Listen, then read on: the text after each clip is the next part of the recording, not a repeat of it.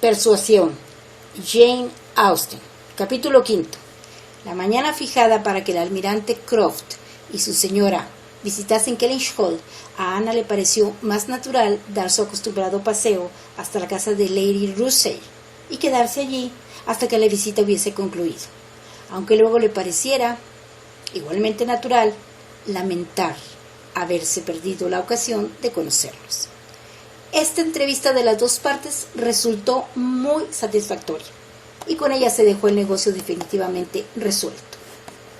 Ambas señoras estaban dispuestas de antemano a llegar a un acuerdo y, por lo tanto, ninguna de las dos vio en la otra más que buenos modales.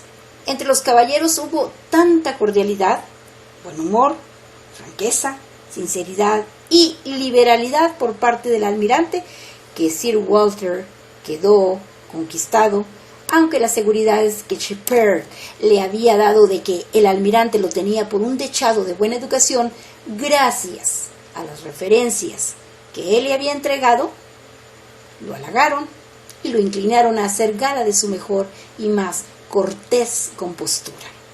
La casa, los terrenos y el mobiliario fueron aprobados. Los Croft fueron también aprobados y las condiciones y plazo, cosas y personas quedaron arreglados. El escribiente del señor Shepherd se sentó a trabajar sin que hubiese ni una mínima diferencia preliminar que modificar en todo lo que este contrato establece. Sir Walter declaró sin vacilar que el almirante era el marino más apuesto que había visto nunca, y llegó hasta decir que si su propio criado le hubiera ordenado un poco el pelo, no se habría avergonzado de que lo viesen con él en cualquier parte. El almirante, con simpática cordialidad, comentó a su esposa mientras paseaban por el parque: estoy pensando, querida, que a pesar de todo que nos contaron en Taunton, nos hemos entendido muy pronto. El baronet no es nada del otro mundo, pero no parece un mal hombre. Estos cumplidos recíprocos dejan a la vista que ambos hombres habían formado el uno del otro el mismo concepto, poco más o menos. Los Croft debían tomar posesión de la casa por San Miguel, y Sir Walter propuso trasladarse a Bath en el curso del mes precedente, de modo que no había tiempo que perder en hacer los preparativos de la mudanza. Lady Russell, convencida de que no se permitiría a Ana tener ni voz ni voto en la elección de la casa que iban a tomar, sintió mucho verse separada tan pronto de ella e hizo todo lo posible porque se quedase a su lado hasta que fuesen ambas a Bath pasadas las Navidades. Pero unos compromisos que la retuvieron fuera de Kellynch Hall varias semanas le impidieron insistir en su invitación todo lo que hubiese querido. Y Ana, aunque temía los posibles calores de septiembre en la blanca y deslumbrante Bath y la apesadumbraba renunciar a la dulce y melancólica influencia de los meses otoñales en el campo, pensó que, bien mirado, no deseaba quedarse. Sería mejor y más prudente, y por lo tanto la haría sufrir menos, irse con los otros. No obstante, ocurrió algo que dio a sus ideas un giro inesperado. María, que estaba a menudo algo delicada, siempre ocupada en sus propias lamentaciones, y que tenía la costumbre de acudir a Ana en cuanto le pasaba algo, se hallaba indispuesta. Previendo que no tendría un día bueno en todo el otoño, le rogó, o mejor dicho, le exigió, pues a decir verdad, no podía llamarse a eso un ruego, que fuese a su quinta de Uppercross para hacerle compañía todo el tiempo que la necesitase en vez de irse a Bath.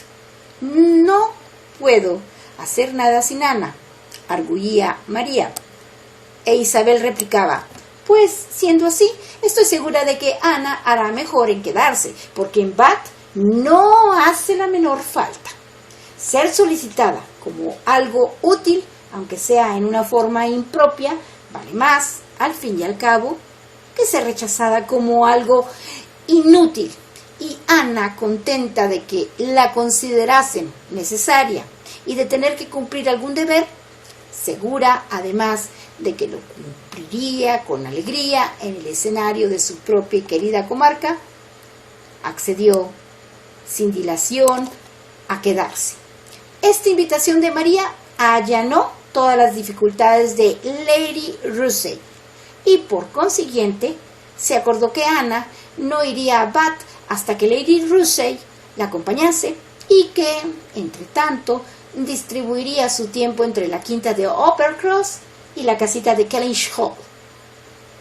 Hasta aquí todo iba a pedir de boca, pero a Lady Russell le faltó poco para desmayarse cuando se enteró del disparate que entrañaba una de las partes del plan de Kellynch Hall y que consistía en lo siguiente: la señora Clive sería invitada a ir a Bath con Sir Walter e Isabel en calidad de importante y valiosa ayuda para esta última en todos los trabajos que les esperaban. Lady Russell sentía muchísimo que hubiesen recurrido a tal medida.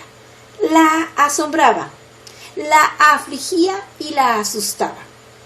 Y la afrenta que significaba para Ana el hecho de que la señora Clive fuese tan necesaria mientras ella no servía para nada, era una agravante aún más penosa.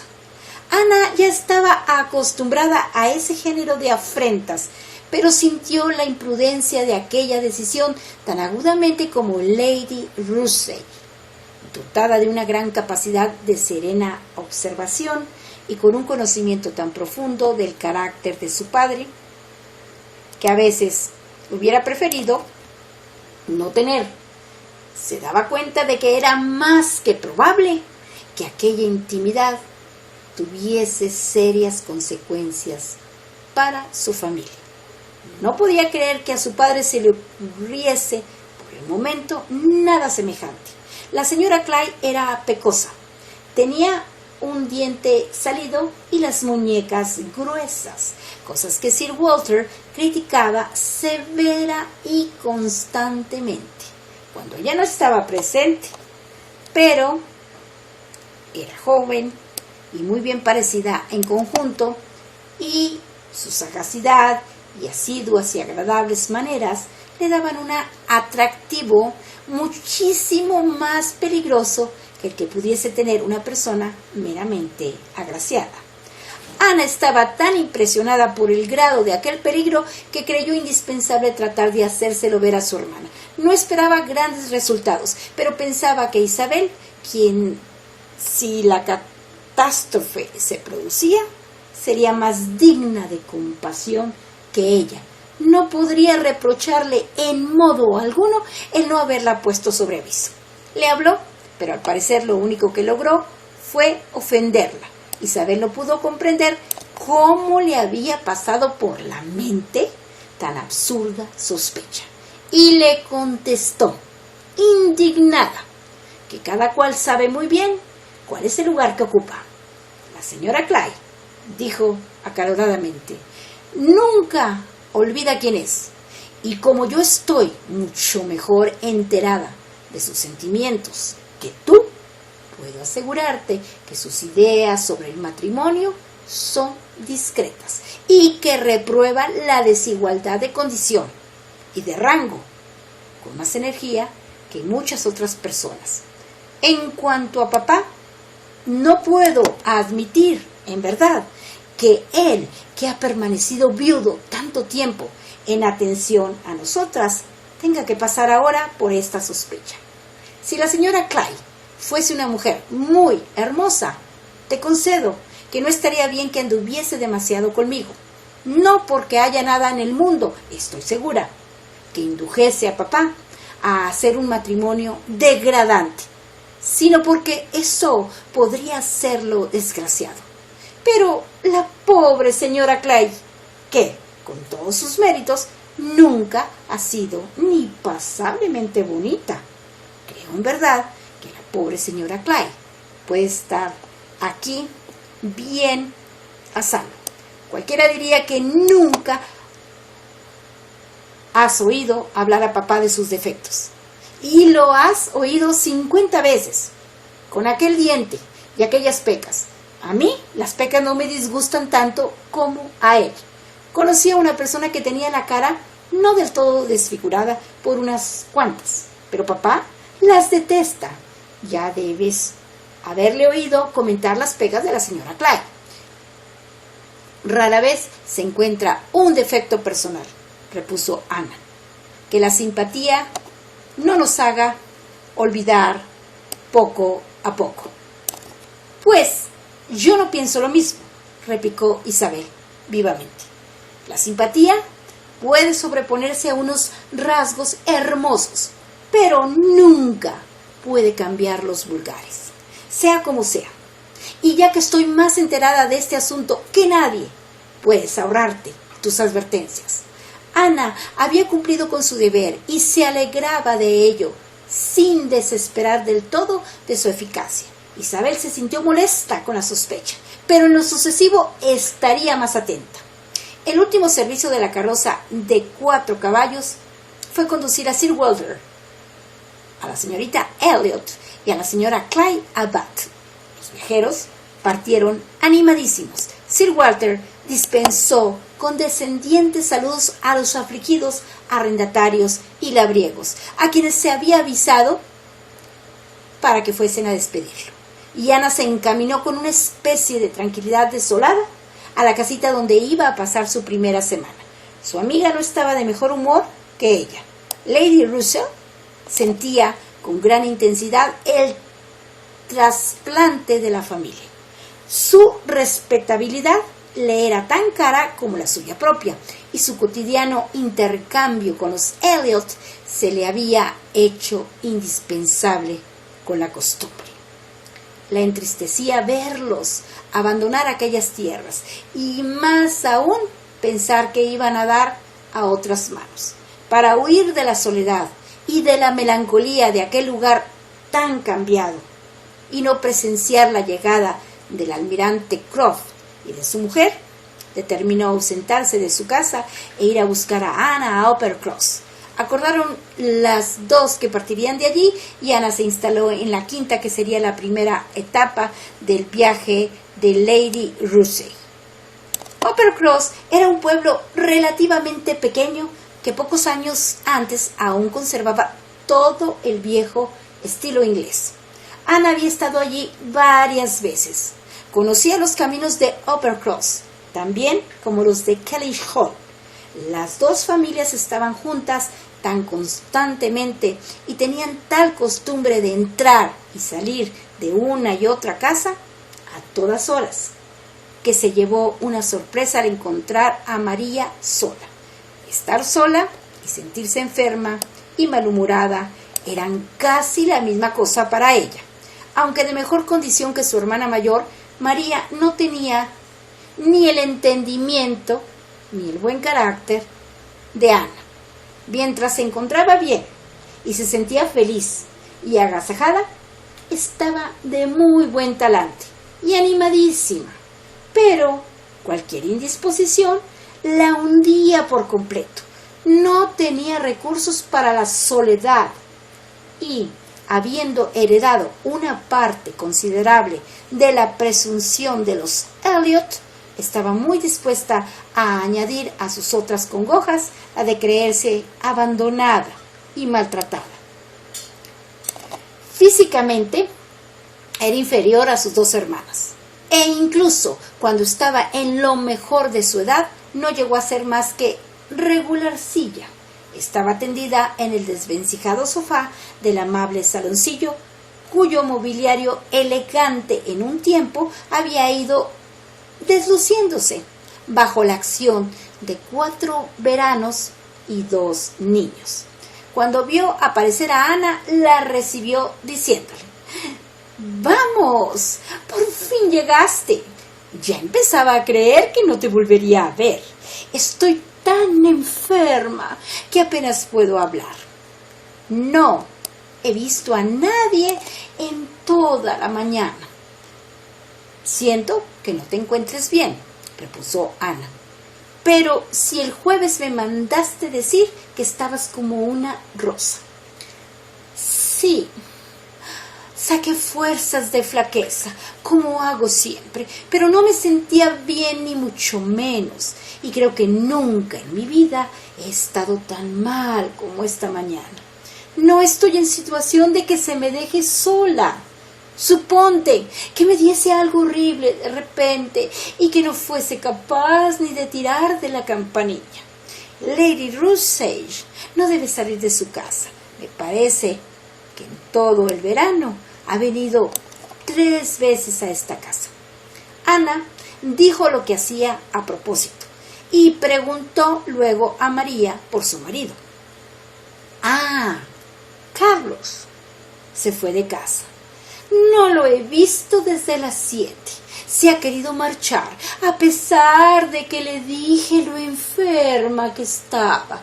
Respondió que no estaría mucho fuera, pero todavía no ha regresado y ya es casi la 1. Es lo que te decía, no he visto un alma en toda esta larguísima mañana. ¿No has estado con tus niños? Sí, mientras he podido soportar su bullicio, pero son tan traviesos que me hacen más mal que bien. Carlitos no obedece en nada. Y Walter crece igual de malo. Bueno, ahora te pondrás mejor, replicó Ana jovialmente. Ya sabes que siempre te curo en cuanto llego. ¿Cómo están tus vecinos de la casa grande? No puedo decirte nada de ellos. Hoy no he visto más que al señor Musgrove, que se ha detenido un momento y me ha hablado por la ventana, pero sin bajar del caballo. Por mucho que les dije lo mal que estaba, ninguno de ellos se me acercó. Me figuro que habrá sido porque a las señoritas Musgrove no les venía de paso y nunca se salen de su camino. Tal vez los veas antes de que pase la mañana. Es temprano todavía. Ni falta que me hacen, puedes estar segura. Encuentro que charlan y ríen demasiado. ¡Ay, Ana, qué mal estoy! ¿Cómo no viniste el jueves? Querida María, acuérdate de que me mandaste decir que estabas bien. Me escribiste con la mayor alegría diciéndome que te hallabas perfectamente y que no me diera prisa en venir. Por ello quise quedarme hasta el final con Lady Russell y además del cariño que le tengo, estuve tan ocupada y he tenido tanto que hacer que de ninguna manera hubiese podido salir antes de Kellingsholt. Pero, ¿qué es lo que tuviste que hacer? Muchísimas cosas, te lo aseguro, más de las que puedo recordar en este momento, pero voy a decirte algunas.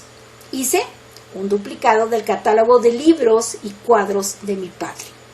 Estuve varias veces en el jardín con Mackenzie, tratando de entender y dándole a entender a él cuáles eran las plantas de Isabel que debían apartarse para Lady Russell.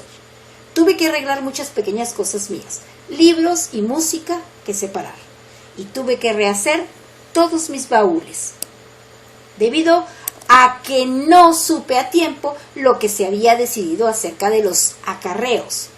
Y tuve que hacer una cosa, María, más fatigosa aún: ir a casi todas las casas de la parroquia en visita de despedida, pues así me lo encargaron. Todas estas cosas llevan mucho tiempo. Sin duda. Y después de una pausa.